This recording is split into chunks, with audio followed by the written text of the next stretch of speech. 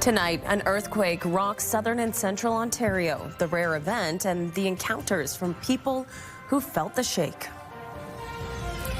Plus, celebrating accessible travel at our local airport, the features that led to the achievement at YKF. And getting in the game, we head to Chicopee Ski Hill to learn how to conquer the terrain and find out what it takes to be a skier. CTV News at 5 starts right now.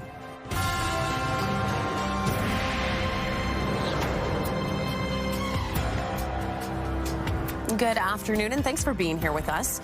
We begin with developing news in Elmira this afternoon, where one person has been taken into custody after police were called to reports of a barricaded person inside a home. Waterloo Regional Police were called to the area of Timber Trail Road and South Parkwood just after the noon hour. They asked people in that area to shelter in place at the time as a precaution. They also advised parents and children to take a detour away from the area on their way home from school. One person is now under arrest, but police have not released any further details on the investigation at this time. There has been an outpouring of condolences and generosity for the woman believed to have died in the Highway 8 flyover crash. A widely shared GoFundMe has been set up to support the family of Win Nguyen of Waterloo. The post describes a beloved daughter, sister, and friend who passed while on her way to work. A fatal collision occurred Monday morning on Highway 8. It was the second incident that morning that saw a car launch over the guardrail and onto the roadway below. A small memorial has now been set up at the site of the crash. If you felt the ground shaking here in southern Ontario, it wasn't your imagination. A magnitude 3.7 earthquake struck parts of the province late last night. Let's go to CTV's Alexandra Hollick, who has been following this for us today. Alexandra, you spoke with people who say they felt the shake. That's right, Leanne, and we want to just note that the earthquake itself was recorded near Orillia, nearly 200 kilometers from here, showing just how far the tremors traveled. Earthquakes Canada says the quake was recorded just before 11 o'clock last night, and reports started coming in online minutes later. They also confirmed it was an earthquake and not a frost quake, which can happen when there's a deep flash freeze. So far, there's been no damage or injuries, but the people I spoke with say they were quite shocked when it happened. I was just sitting here watching TV, and all of a sudden my chair started moving. I thought, is there a ghost in here, you know? It was kind of weird. I was just sitting here, and all of a sudden it felt like I just started moving side to side. It was real subtle, but definitely movement. A little freaked out. I thought something behind me shouldn't be there. At 6, we'll check in with the experts at Natural Resources Canada to find out more about the magnitude and how far the effects were felt. Leanne. Okay, Alexandra, thanks so much. CTV's Alexandra Hollick joining us live this hour. Also joining us live is Ashley Bacon. Hello. Did you feel that earthquake? You know, I've never heard the term frost quake before, but I've got some research to do because that sounds interesting. Yeah, it all does. I think I was probably sound asleep when it happened, and I can sleep through anything.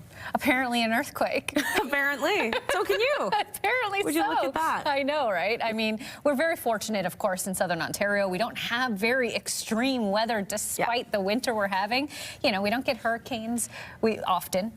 I know they've happened. We don't get tornadoes often. Of course they happen. But earthquakes are certainly a rare event and really interesting. But what is going on here is some snowy conditions for parts of our region. Let's take a look. There's still a snow squall warning that has been extended for southern Georgian Bay. Accumulation may exceed 30 centimeters in some areas. Of course, this causes reduced visibility on roadways. So if you are headed out, make sure you check Ontario 511 before you head there. Right here in Waterloo region, though, Leanne, minus 12. It's going to be a little bit colder with the temperatures, though, with the wind chill, I should say. Yeah, it felt cold out there today, but you know what? Nice to see the sunshine. Not too bad. Let's take a look outside and make sure we can see that sun setting. Nope, it looks like it's winter. It's cold out there. Make sure you dress for the weather. It's going to continue to be cold for the next few days, but the good news is the sun is expected to make a return tomorrow. You had to be out there at the perfect time of day in order to soak up that vitamin D today. All right, we'll take a break. We'll tell you what you need to know. If you're looking for something fun to do tonight, put on an extra layer of clothing and head outside to date night skate night at Waterloo Public Square. The event goes from 6 until 8 p.m. Stay with us. Download the CTV News app and stay on top of local stories as they unfold. We go to a dramatic scene unfolding. Customize your feed and watch live wherever you are. ctvkitchener.ca, your home for news. Officials with the region of Waterloo continue to look for ways to solve the water capacity crisis. A staff report going to council tonight outlines a preliminary list of options. Officials say the system doesn't have enough capacity to keep up with the growth in the region, and until solutions are in place, approvals for new developments remain on pause. Options on the table include repairing aging infrastructure, testing new treatment technology, and adding pumping stations, though those options are still being mulled over. Staff are also asking for 9 new positions to be added to speed things up. That cost will come in around $1.2 million. The province has announced it is placing the Peel District School Board under supervision, while warning the York Catholic District School Board it could be next. Education Minister Paul Calandra said the province is intervening to stop what it calls mismanagement and disruption that he says is negatively impacting students and teachers. The province also expressed concerns that the board has run deficits for 5 straight years. Peel has now been given 14 days to respond to the province's concerns, after which the minister will decide whether the supervision will continue. Premier Doug Ford slammed American tariffs again today, saying Canada and the U.S. should be able to cooperate on trade. He made the remarks while in Ottawa taking part in a meeting of the country's premiers. Our economies have been integrated for decades, for generations, especially the auto sector, since the 1960s. And, you know, we just need to work together. It helps everyone, boost both economies. That's what we need to focus on, not this divisive fight that President Trump is putting out towards Canada, but also around the world. The premiers are set to meet with Prime Minister Mark Carney tomorrow. The sit-down comes ahead of negotiations to renew the Canada-U.S.-Mexico agreement, which is set for its first formal review this summer. U.S. President Donald Trump has recently threatened Canada with 100% across-the-board tariffs on exports. Coming up, getting in the game. It takes a lot of core work, too, Johnny. Oh, my goodness. Absolutely. Ashley and I head over to Chicopee and Kitchener to learn the ins and outs of what it takes to be a skier and shred the terrain. That's coming up after the break. And before you go, here's what you need to know. If you want to get your rock on this weekend, Maxwell's Concerts is hosting a tribute to Van Halen Saturday night with the band Van Halen. Showtime is 7:30 p.m. Tickets are available online. When you see it happen, send it to CTV News. Text 10400. From your screen to ours. Text 10400.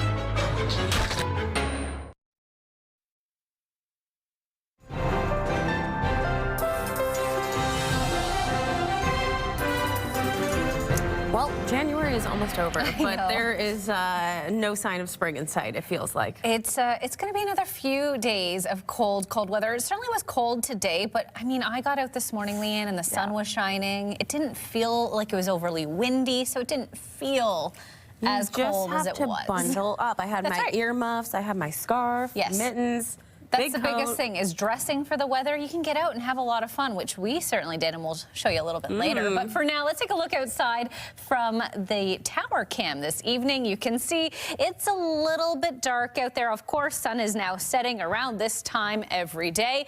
We are getting a little bit of flurry activity, but no accumulation really to speak of. So we're going to see a bit of blowing snow over the next couple of days, but overall conditions are looking much nicer in regards to having some actual sunshine than we've had over the last few weeks. So let's start with some watches and warnings. We are still under in a warning advisory. It has been extended yet again for southern Georgian Bay, up near Wyerton, of course, just north of Mount Forest. And we have some viewers in Chelsea who sent us a photo last week. I haven't quite got to them. We've had so many amazing photos come through for Weather Watcher. It really painted a picture of quite the snow globe happening in this area. Around 30 centimeters in some areas is expected with this latest band of accumulation. So unfortunately, not quite out of the woods yet. That's just sitting up there in that dark purple zone. That's going to continue to linger throughout that area for the next day or so. Here down in Kitchener-Waterloo, we are looking at clearer skies in our forecast. So great news if you want to get out and enjoy some of that sunshine. Now that is going to still, like I said, continue over the next few days into Friday, but we're going to start seeing some clearing. Let's look at temperatures across the country now, starting in Vancouver at 6 wonderful degrees, minus 13 in Fort McMurray. In Saskatoon, we're looking at Regina at minus 14, Thompson rather, at minus 18, Thunder Bay minus 16, Quebec City sitting at a very cold minus 17 this hour.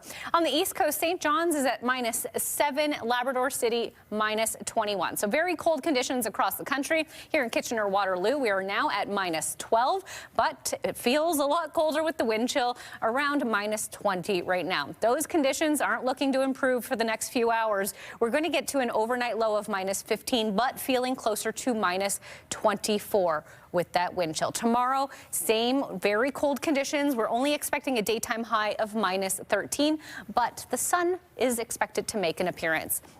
And speaking of that sunset a little earlier, now setting at 5:28 p.m. So we're getting a little bit more daylight every day, which is great news. Back in 2022, minus 25.5 was our overnight low. So by perspective-wise, that is not nearly as bad.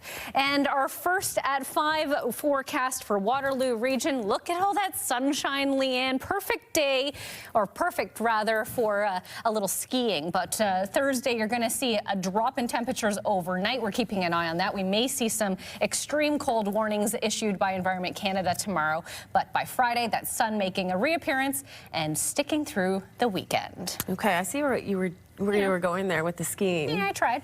Because, segue.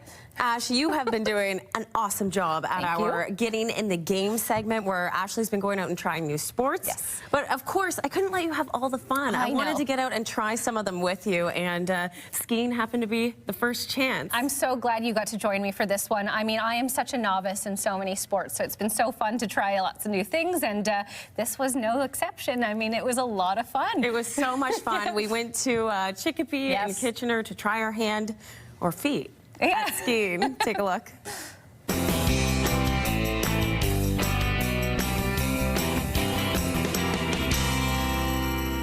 All right, we're getting into the game at Chicopee today. Coach Johnny is here to help Leanne and I get into this game of skiing, of course. Coach Johnny, what do we need to know to start skiing?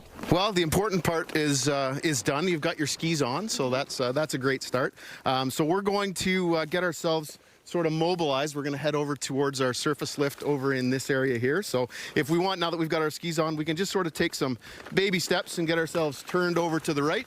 All and right. We're going to start to shuffle slide our way over towards that surface lift. Okay. Ashley and I are excited because we're both very beginner skiers, so this is going to be a true This is a first-timer on your You guys are looking pretty good so far. Before we take on the hill, we have to learn something that Ashley tells me is pivotal to skiing, and that is stopping. Johnny, you're going to show us how to do it. Stopping is fairly important when we're learning to ski. So what we're going to do, we're on a little pretty mild pitch here, so we're going to get our skis into a more of a parallel position, and that's going to allow us to start to glide. Once we start to glide, I want us to create that wedge or that pizza like we talked about with our skis. That's going to allow some friction between our inside edges and the snow, and that'll help slow us down and eventually come to a stop. All right. Okay, so I'll give you a little demonstration, and then I'll get you to come down and Sounds good. Okay. All So right, parallel we'll take it from the skis, pros. get ourselves moving, then we're going to slide our heels out and come to a stop. All right, shall we give it a go? Let's give it a go. All right. Give it a go. That looked pretty good. Pretty awesome. I think we did it. Yeah. Are we ready to take on the hill? I think we can probably jump on the surface lift. Let's do it. Let's go. We're learning today. So I just step on, kind of? Yeah, more. Oh, God. More? Yeah. What do I do with these? Just leave them for now. Ignore them. Oh, God. Okay. Shuffle, shuffle, shuffle. I gotcha. Lean forward. Okay. Oh, yeah. Whoa! Okay. Ah, ah, thank you. I made it. I'm glad. Okay, Johnny, so what is our best way to get down the hill and have a little direction as we're going? A little bit of direction. So we're going to use that wedge that we learned down below. Okay. And all we're going to do is we're going to try and transfer our weight across from one side to the other. Okay. So we're using the inside edge of our skis. Okay. Okay. In the friction with the snow. So if we can get our weight or balance or mass over top of our left ski. Yep. And point our toe in the direction that we want to go, which would be to the right, we should steer in that direction. Okay. And then if we switch across and go the other way, that should steer us to the left. Fantastic. So you're using the opposite leg of the direction you're going. That's essentially. correct. Yep. Okay. Alrighty. So follow me. I'll give you a bit of a demo. Weights on this ski, that'll steer us in that direction. It takes a lot of core work too, Oh, Johnny. my goodness. Absolutely. Oh, jeez. Oh, jeez. Oh, jeez. Too much speed. Thanks. You got it, Ash. So try and keep your eyes up if you can. Right. There you go. It's always helpful if you look in the direction you want to go. That's it. That's great. Okay, Johnny, thank you so much for your lesson today. Where can other people find out more about skiing here at Chicopee? They can contact guest services at chicopee.ca and certainly ask about some of our lesson programs that we have. We've got lots to choose from, so welcome them to, like I said, guest services at chicopee.ca, or sorry, guest services at chicopee.ca. Well, I think it's great because you can really learn a lot from these lessons like we did out here today. And I'm a little bit competitive, so I want to put these skills to use. Johnny, what do you say we go to the top and try a run? Absolutely. Let's do it. All right.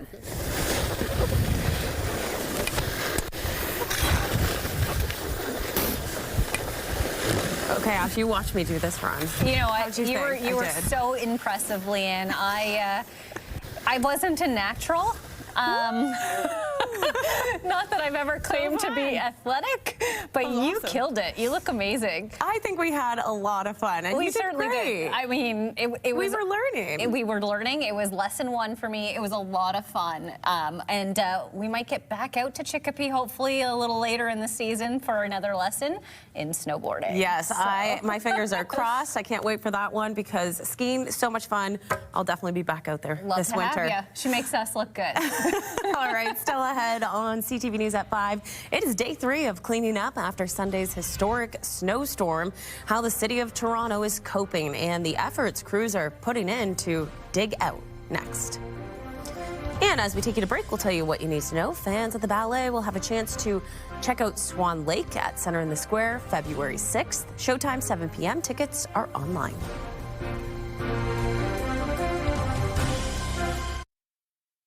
I'm Angie. And I'm Sarge with Bounce 99.5's 4K Double Play. We're giving away $4,000 for 2 songs back to back. Listen weekdays 6A to 6P for back-to-back songs from the artist of the day. Then go to bounce995.ca for your chance to win. In tonight's digital dive, a pair of dogs at the Guelph Humane Society have found their happy tails. Vladdy and Kirk had canine parovirus when they came to the Humane Society back in October.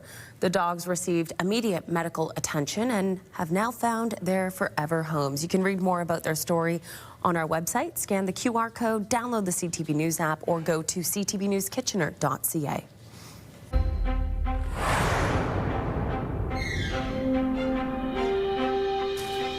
Okay, here's the final 5 stories we're keeping an eye on. It is day 3 of cleanup following Sunday's historic snowstorm, and the city of Toronto's focus is shifting to snow removal. Crews are using dump trucks to haul away large amounts of snow. After starting on priority areas like hospitals and TTC stops yesterday, work expanded across the city today. Officials say this process will take several days after the storm brought nearly 60 centimeters of snow to parts of the city. They say residents will be notified in advance when snow removal is set to begin on their street. The Bank of Canada says it will hold its key interest rate at 2.25%. This, as data in recent weeks shows the country's economy has largely been stable and in line with the central bank's outlook despite U.S. tariffs. The rate announcement also comes as the Canadian economy faces an uncertain future with the scheduled review of the Canada-U.S.-Mexico trade agreement coming up later this year. Amazon is cutting 16,000 jobs globally in the second major round of layoffs at the company in 3 months. The cuts are part of a broader goal of trimming about 30,000 corporate roles, with the layoffs expected to affect workers in Amazon Web Services, retail, Prime Video, and human resources. Amazon slashed 14,000 jobs in October. At the time, the CEO stressed the need for the company to eliminate excessive bureaucracy by trimming operational levels and the number of managers. Accessible travel is being celebrated at the Region of Waterloo International Airport. YKF recently earned the highest certification level under the Rick Hansen Foundation Accessibility Certification Program. It's one of 4 Canadian airports to receive this gold rating, which represents a commitment to accessibility for anyone living with varying disabilities. Some of the features that led to this achievement are standing or seated check-in kiosks, curbside assistance, pet relief areas, and braille signage. We designed this expansion with the accessibility in mind, although there were a few things that the Rick Hansen Foundation made us work for it. We had to add a few things that I would say we weren't really aware of that were important. However, they were easily added after the building was built. At 6, CTV's Spencer Turcotte will hear from a regional councillor who lives with a disability about what this level of accessibility means to her.